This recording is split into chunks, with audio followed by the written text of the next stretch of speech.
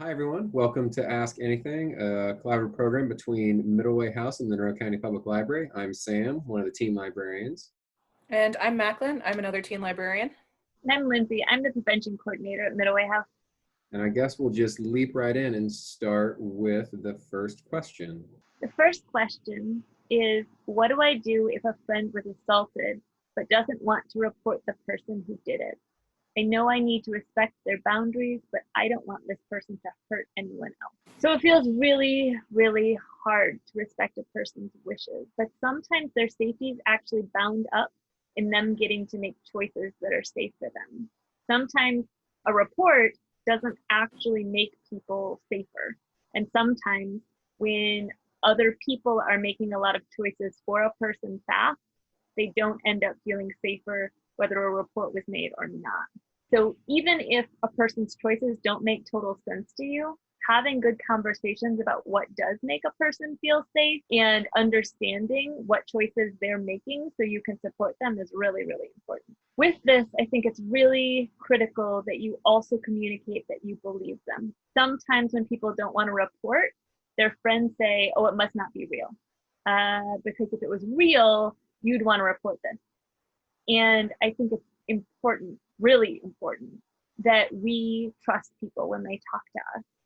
And then, like I said, figuring out how they might want to be supported is important. Maybe they'd like your help safety planning. We have in our resources and also in our teen resource guide that's available on the Middleway House page and on the public library teen page, a couple of resources for safety planning. There's a link to a copy of one that we often print for teenagers and for people who are starting to enter college about that age. That's a useful resource to help people think about being emotionally safe, physically safe in their different spaces. And we also often recommend using MyPlan, which again, there's resources at the end of this about how you might use MyPlan. So this is the MyPlan website. It's a really simple app that you or your friend can add to your phone. You can add it to your phone and then actually mark on it that you're using the safety plan for a friend if you want to. And it has quizzes and has some information that you type in that helps you make a really specific safety plan for you or your friend's needs.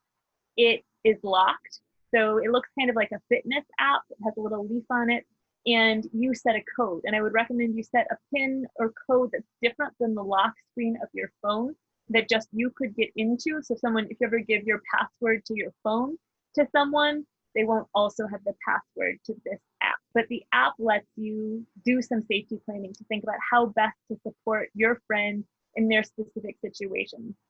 It's true that even if you all are the same age, you might have really different needs to think about in terms of your safety. So thinking about those specific considerations can be really helpful, and doing it in a space that's totally confidential and doesn't give away any identifying information, like through the MyPlan app, is a great place to try to figure that out. I always also recommend folks calling the Middleway House helpline to brainstorm ways you could help a friend, or if your friend feels good about it, having them call with you and having a conversation, being the sort of support who's around to help safety plan and figure out what good steps might be, even if that's not reporting for your friend. Unless you think there's really imminent danger, as a person who supports a lot of survivors, I know that telling a person that they have to report breaks down that person's trust with me, because it feels like I'm taking their power away again. I'm saying, I have power, I'm making this choice for you. And sometimes I actually have to do this because there are mandatory reporting laws. And what that means is if someone discloses violence to me in my position, I have to report that. And even in the moment where I have to report, I try to think about including the person in as many choices as they can make. So I might ask, hey, do you want me to sit with you while you call DCS about this? Or would you like me to make the call while you're in the room? I might ask, hey, we're gonna have to make this call today, but is there another trusted adult you want in this conversation first? Like, is there someone else we should call? We'll stay together, but is there someone else that we should call and have involved first? Do you have a parent? Do you have like another adult that you want around as your ally to know what's going on for you before we make a report.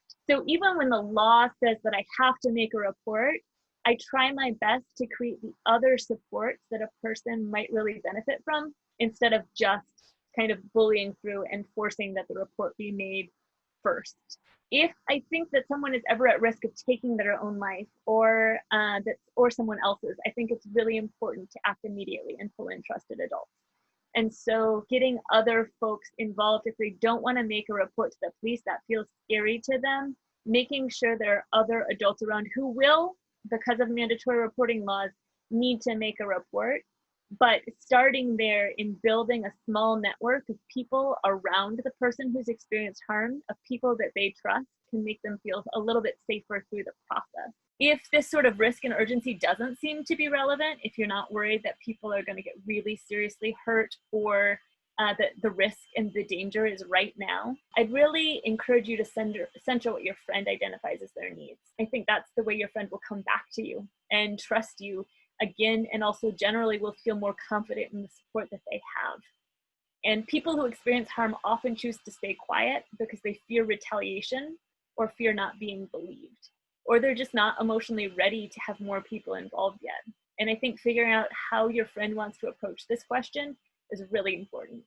Making sure your friend is connected with safety resources and ongoing support is also really, really important. And they might make a different choice about what they want to do later, but it has to be their choice. It's sometimes true that people do choose to report a while after, because they've found a way to ground and have assessed the situation for themselves and figured out ways to feel safe otherwise. If you feel worried about the person who's done harm, I'd recommend you keeping an eye on the person and addressing even sort of small harms that you see with your own eyes in action. So these might be behaviors from the power and control wheel, which we also will have linked as a resource below.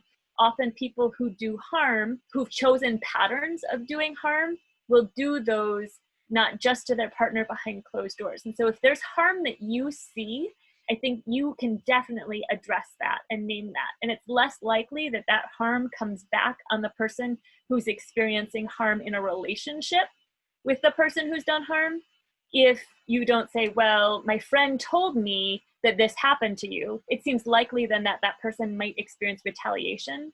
But if you say to a person, hey, I just saw this behavior, I saw the way you talked to that person, hey, I saw you act this way, it made me feel uncomfortable. It didn't look safe for the other person. Is a better way often to approach a person who's done harm in a way that doesn't have the same risk of retaliation on your friend who's experienced harm from that person. If you speak from what you're seeing and versus what you've been told, it's less likely that retaliation will happen. But that's also not perfect. Sometimes people who've been hurt by a person keep getting hurt by a person. It's not your fault if that happens, and it's not their fault if it happens. It is really important to respect if a survivor doesn't want to get involved in the painful process of trying to hold a person accountable for their harm. If you want to learn and talk more about the process of holding someone accountable, I'm around for that, and I do teen peer advocacy stuff, and I'm even willing to work with you and some of your friends on what accountability for your friends that do harm or people in your network who do harm might look like.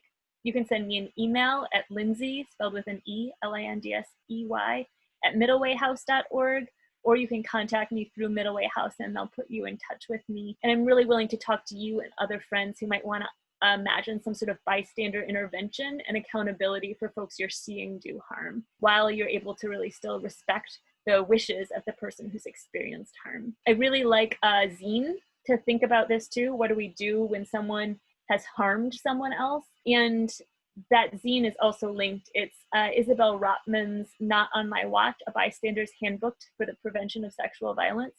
And it's a pretty great read. It's on the Scarletine page, and it's linked at the bottom of this, and we'll make sure that all of the links at the bottom stay up as a screen at the end. But if you just search Not on My Watch through Scarletine, you'll also find it pretty quick on Google. Okay, so the next question we received is, how do I know if I'm really queer? And I just want to say and validate, if you're asking this question, there's a good chance that you are. Queerness is not a solid definition kind of thing. It's a spectrum. We all fall onto it in different ways. And the way that I saw my queerness when I was a teenager is very different than how I see my queerness now as an adult. However, you feel that you are queer or gay or lesbian or trans or wherever you fall into the spectrum, however you identify, if you feel it, you are it. I feel very lonely. I feel like my friends are busy with their own lives and that they don't even reply to my text. I try to distract myself, but it doesn't last for long, and it's really affecting my productivity. How do I move past this loneliness? And this is a really, really, really hard one. And I just want to say, first off, that I feel you where you're at. And I know this is a big struggle. Actually, from personal experience, I was in your place not even 2 years ago. And it felt very scary. It felt like none of my friends cared about me. It felt like I was all alone in the world. What helped me, honestly, was going back to therapy and starting a new antidepressant. Because the issue wasn't that I had no friends. It wasn't that there was nobody who loved me. The issue was that I was depressed. So if you are feeling this way, there's a good chance that your mental health is suffering. And it might be best to find some kind of mental health professional to talk things over. I also want to address the issue of productivity here. Productivity is a myth in our society. There is absolutely no reason for you to be quote unquote productive. If you are staying alive, if you are living your life, you are being productive enough. Your mental health has to come first. So sometimes it feels really hard to reach out and get help from a professional. And I think especially in this moment of COVID-19, it feels hard to figure out building new relationships, even with someone like a professional therapist. And I think that that is like solid advice. And I see a therapist every week. And I think it is really grounding and important for mental health. And I think I also like to make recommendations for hotlines and warm lines and for connected spaces, even virtual connected spaces for folks who are struggling like you. And one of the places I really like to recommend is the Crisis Toolkit from the Fireweed Collective. This is a space where folks work collectively to help you sort of grow new skills and connect with other people who share your experiences and help you heal to keep fighting for a world that values all people. So it has both this sort of space where you can be supported by other people and you can also come to support other people. And I really like a couple things on this page. One of them is in the navigating crisis section. There is a like sort of journal for you that's called Mapping Our Madness, a workbook for navigating crisis, extreme states, or just follow moods. And it's a really good guided journal to start to think about when you feel like you're kind of in a state of wellness, like you feel like you might be your best self for the day or for the week. It's a good time to sit down and figure out what your needs are for when you're in a really like sad and lonely place. And identifying those needs is often a first step towards you working towards goals and meeting your own needs. I think a therapist can absolutely help in wonderful ways alongside of this, but sometimes people also elect to sort of do this work as pre-work to therapy or as critical work to do with a trusted friend or another trusted person in your network or your world. There's also a couple hotlines and warm lines here, and I really recommending hotlines and warm lines, which are also in our COVID-19 team guide. And I think that hotlines and warm lines, I think my life was saved at one point when I was much younger by a hotline, and just the connection to another human who immediately cared about me and also had some critical resources for me. And there's no shame in tapping out to find those sorts of resources. And so I wanted to just guide you to this source as a spot that might offer some extra support for you if you don't have people in your immediate network. There are folks, many of whom who've been there, who now as peers and allies answer these hotlines and warm lines. And I hope that you find someone to talk to, even if it's not one of the people that you were formerly thinking of as very close to you. All right, so our next question is, how can I trust what I'm seeing online? And right now, especially in the time of coronavirus, when so much of what we have to do and find and connect with is online? This is a really great question. Personal favorite strategy, and this applies to both online like text resources and also like video resources as well, is the CRAP test, CRAAP, and it stands for currency, relevancy, authority, accuracy, and purpose. And we've linked to some of this down in the bottom of the stock as well that we'll share out. But the currency just helps figure out, like, is it established now? When was it written? Does it have outdated ideas in it or something like that that might need to be updated? Relevance is who's the intended audience for it? Have you looked at a variety of sources before you determine that that's what you want to use? And the authority is pretty obvious. It's just like, who wrote this? Like, was it like Joe Schmo in their basement, or was it someone from like UC Berkeley? So it's just always important to make sure you test those things. Accuracy, where the information come from, who funded it, why was it funded, tracing those things back. Is the spelling and grammar correct? That can also be helpful. But then also the purpose. Why does that information exist? Is the information fact, opinion, or propaganda? And does the point of view appear objective and impartial? And those can apply to a wide range of things. But just in general, it's always good to check for the author or the presenter of the content and make sure that that person is an expert in their subject matter and is unbiased and considers a wide range of viewpoints and cites sources when they're discussing things. And then you can check those sources as well as you continue to make sure that this is a reliable source of information. And then also just checking back through and making sure that they have a history of being accurate and reflecting current information and being reliable. And if they've made mistakes, that they own that and then correct those mistakes as well in a public format, and it's not just buried. So those are some good strategies to start with. And again, those are linked at the bottom of the document. I think one thing I'd like to add is right now we're living in a time where there's a lot of fear.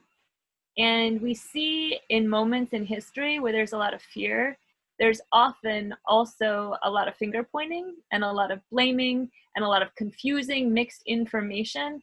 And our fear sometimes turns towards hate and violence. And I want to note that right now we're seeing online more hate and more violence than I think I saw very easily accessible 5 or 10 years ago. And I think that another sort of assessment tool is for us to really check if we think that the sources that we are using are part of an anti-violence movement, are part of us thinking about how we can be stronger together, more connected, more safe, and that the sources consider everybody's safety and consider everyone's right to that safety. And so assessing very strongly through this anti-violence paradigm, I think, is another thing I hope that young people are also trying to do. If a site or source asks you to hate someone, or asks you to think about hurting someone, or asks you to think that someone is smaller than you or less valuable than you for some reason, I think that that is a really important time to pause and assess and recognize that that resource is part of causing the harm that we're working so hard against. But the next question is, are there high school students who suffer because of gender stereotypes? And I think the unequivocal answer here is yes, absolutely. Gender stereotypes hurt all of us. One of the most common examples is that pink used to be a boy's color because they thought pink was a color of activity and virility. Another example is that boys used to wear long curly hair and high heels. These are things that now we consider are girls' things. So gender stereotypes change pretty constantly, and they haven't always existed in the ways that they exist in our society today. That being said, the way that gender stereotypes still exist in our society tends to really limit people's choices in life. They really limit the way that you can be seen, and they limit the way that you see other people. And that's truly harmful if you're not taking people as they present themselves, but as society thinks that they should be based on their gender. And that's even to assume that you know someone's gender just by looking at them, which you don't. So that being said, there are ways to mitigate these really harmful stereotypes. And one of the easiest and best ways to do that is to build a group of friends, a community who really works to challenge these gender stereotypes. I know among my group of friends, we work really, really hard to make sure that everyone is treated as a whole person and not just how their gender is perceived. And this is hard work. Sometimes it's really scary work because it involves unlearning a lot of things that you're taught even before you know you're learning them. But it's also really important because it means that everyone can receive the fuller respect that they deserve as part of a society. How do you have safe sex when you have herpes? First, there's no such thing as safe sex. There is safer sex. And there are a lot of ways you can work on being safer. And the first is knowing when you have and if you have STIs and how to mitigate those. So I love that you're asking this question. I'm going to talk generally about sex and STIs, and then I'm going to talk about the really specific question about herpes. So hang on. First, if you have any STI at all, you need to tell your people, like any person that you're thinking about doing a thing with. If you don't know if you have STIs, it's really important that you know. One of the things that we recommend any teen who's thinking about being sexually active or is sexually active, we recommend that they get tested. Now, you can get tested with your family doctor if you feel cool with that. If you want to ask your family doctor if they're going to keep your privacy and not tell your parents, if they give you their word on that, they have to. You're then protected by HIPAA laws, which are your medical protection laws. But it might still show up on like a parent's bill. Ideally, you'll feel comfortable and cool talking to your parents about wanting to be or being sexually active, and they can then make sure that you have everything that you need for that. If that's not possible for you, and you're like so nervous that they're gonna find your STI test on their bill, if they're a person who like really reads their bill, you also have Future Family Planning Clinic in town. This is actually through the health department. It's right downtown. It's 119 West 7th Street. It's on the backside of the Monroe County Health Department. And they are still operating. I called and checked in today about their COVID protocol. And so if you need to get an STI test for a COVID protocol, you would call in advance to set up an appointment because they're only letting one person in at a time. And they do a brief COVID screening when you get there. They check your temperature and ask you some questions, but you can still use their full resources. Their full resources will include your STI testing as many times as you need that. Maybe you have a new partner, or are thinking about having a new partner, or have never had a partner but want to be able to say to a partner exactly what's going on in your body in terms of STIs. They will let you have tests as frequently as you identify needing them. They will also do some counseling. So the question you asked about having safe, or I'll say safer sex with when you have herpes, is something that their nurses can answer and also can provide you all of the protective stuff that you might want. So maybe you'll have a conversation about what safer sex looks like, and you decide the things you want to take home with you are condoms and dental dams. And maybe you'll decide that, oh, actually, you'd really like to have some suppressive therapy also for the STI that you have. So I can make as many recommendations as I can come up with here, but some of it is actually going to take you going to the clinic, so that if you want suppressive therapy or if you want protective resources like condoms or dental dams, that you'll have those available to you. It's all free at Futures. And if you are a young person, you do not actually technically need to have parental permission or parental consent to use their services. They definitely recommend that you have a trusted adult who knows what's going on for you, and they advocate for that, but they're not going to push it. And they're not going to force you to ask your parents for permission, and your parents don't need to sign anything, even if you're 13 years old. They will talk to you about sexual coercion. And if you are in a situation where you've experienced sexual violence that needs to be reported, they will make that report. They'll talk to you about it, but they'll make that report. And if your tests come back and you have one of 4 reportable STIs, that means the state has to report them. They'll essentially talk to you about those test results and do something called contact tracing. This is still anonymous, so you don't have to do much except tell people who get in touch with you. They're called disease intervention specialists, or DIS.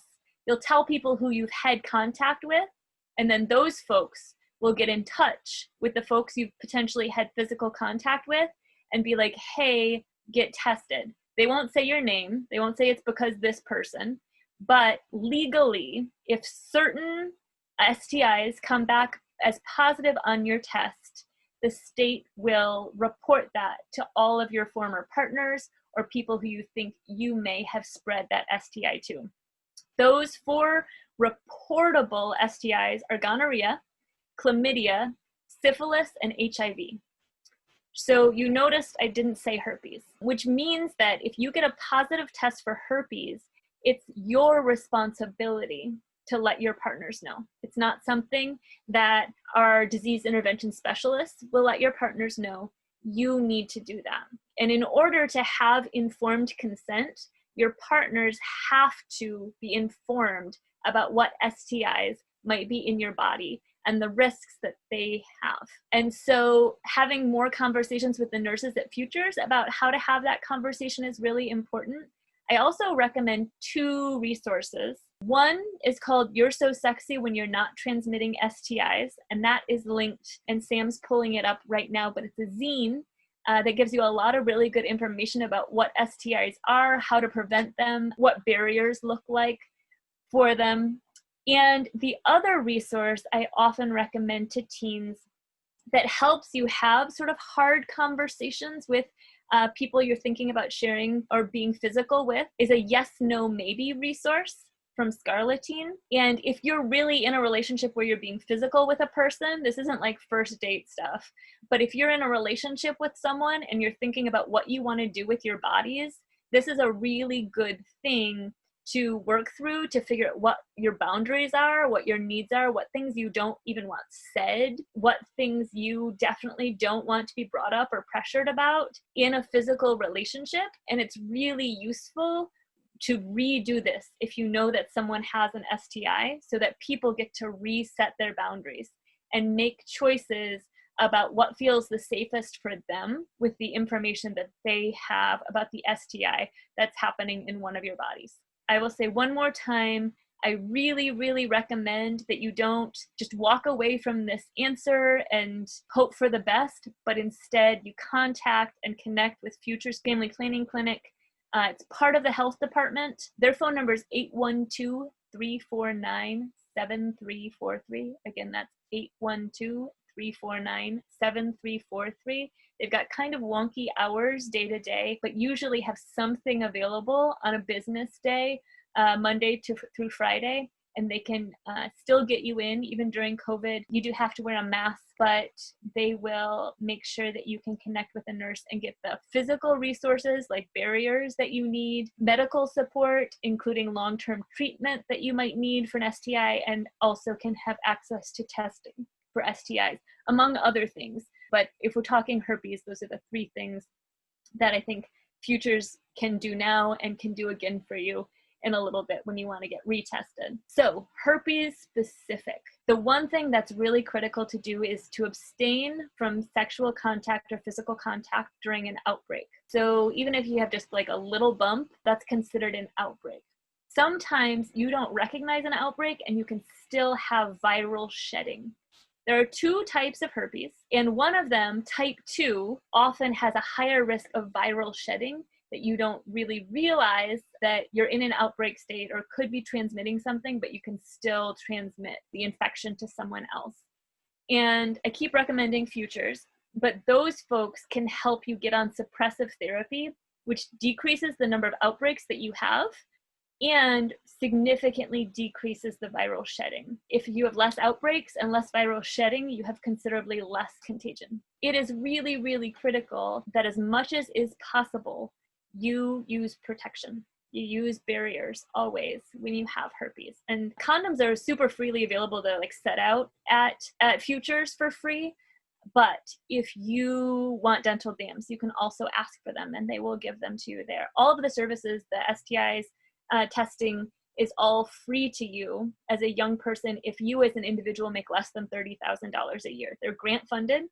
So I imagine most of you who are of teenage years are not making more than $30,000 a year. If you are, there may be a small fee, but you will self-report that if you're a person who makes less than $30,000, you can have full access to the resources that they provide. It's really responsible of you to try to figure out how you can be as safe as you possibly can. I'm glad you're asking this question. It feels hard, really hard to talk about things that are going on in our body, especially when we're taught to feel ashamed about them. And this is something that it's important that even if we feel shame, that we act in really, really responsible ways. So you asked a responsible question, and I hope that we all find ways to keep following up with really responsible actions to one another in terms of figuring out how we can be as safe as we possibly can with one another when we're physical with one another.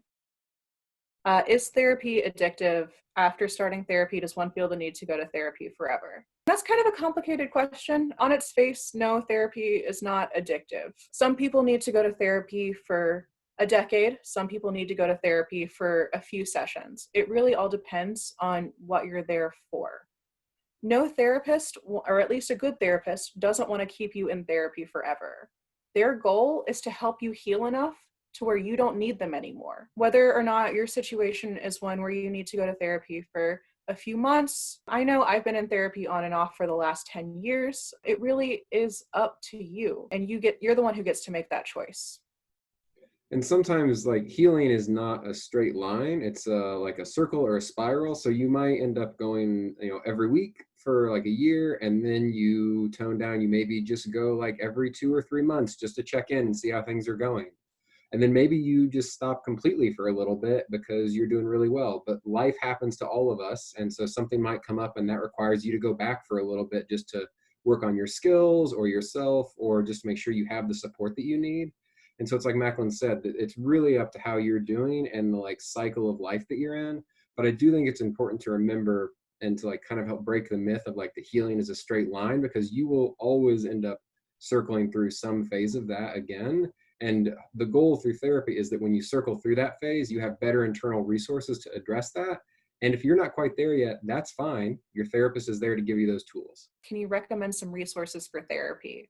It sort of depends on what you're specifically seeking therapy for. I think different therapists in town have different specializations. I know that there's a Psychology Today website that has a list, all the local therapists who are certified put their information and sort of a little information about their specific practice and the angle that they're taking and the specific folks or the specific conditions that they have worked with already, or that they have done a lot of research in and support for people in. So there are some therapists who are really specifically focused on trauma support for sexual violence survivors. There are folks who center their energy on supporting folks who identify as LGBTQIA. There are folks who really specialize and center their energy around separation, like going through a divorce or parents going through a divorce. And it's definitely true that for all of these therapists that you can bring other stuff to them. But often you might, when you look through some of the local therapists, might find somebody that feels like they connect to things, and they've done some work with people who connect to the things that you are struggling with right now. Middle Way House partners really specifically with a local therapist named Amy McKees, who helps us facilitate our support group for teen survivors of sexual violence. And so if you have any specific questions about that support group, or about the resource of the therapist that we connect with to support teens, can absolutely email me or get in touch with Middle Way House otherwise. But if the questions that you have in terms of who might be your best therapist don't really fit within that category, I would absolutely recommend you spend a little bit of time, and we'll make sure that in our links, we have a link to the Bloomington, I'm fairly certain it's just Psychology Today, the link of local resource providers. A lot of local providers don't serve minors typically, so it's useful to know if they specifically serve adolescents and they specifically take adolescent clients. And it's useful to know if they're taking clients at all. And often people try to update their page on the Psychology Today website to make sure that and it's also important to remember as well that when you're looking, that you can call and like leave a message and say what you're looking for and the help that you're trying to find, and see if that therapist will tell you what their angle is and if that is going to be something that works for you. And it's also important to check and see what insurance information they take as well. Be sure that if you have access to that, that they take that, or if you don't have insurance for whatever reason or don't want to use insurance so it doesn't go back to your family, that they can work with you on that. So definitely ask those questions. And then it's also important to remember that if you start therapy with someone and it doesn't feel right to you, you can leave and get a different therapist. You don't have to stay in that situation, because even though the therapist is helping you, you are employing them to improve. And so if that doesn't work, you need to find someone else. Absolutely. I saw 3 different therapists in Bloomington before I settled on a person who I feel like I work really well with. And I think that's really important. It's really important, Sam, to let people figure out who works best with you and who you feel the safest with. These are our resources, and we will link them in the sidebar. And also when we post this as a YouTube video, we'll make sure that they are listed in the notes. So all of the things that we cited today and a couple of other teen-specific resources that we really want you to have access to during this time will all be listed in a way that you can access them. We want you to feel resourced. You can also get in touch with us. Middle Way House is still available. So you can always email us. My email is sott@mcpl.info. But you can also, we are now, just this week, on July 13th, we opened a Teen Services Discord. You can access the invite for that on our Instagram or via the More Resources for Teens part of our website. And then you can also ask questions there. You can private message us, and we also have these resources available there to try to provide help and assistance. And my email is macklin@mcpl.info. Before we go out, I actually just got a question over chat. My contact again is Lindsay, Lindsey, at middlewayhouse.org. You can also call our helpline or contact me through the chat service on the middlewayhouse.org website. If you are interested in some of our ongoing programs, like our teen support group for survivors of sexual violence or teen peer advocacy, if you're interested really specifically in helping your friends or building safety plans with your friends or working together to sort of build a team of people who have more skills and more resources among the crew that you actually hang with, I'd love to hear from you. I'd really like to help support y'all in this time. We appreciate you coming here today, and we will see you again soon.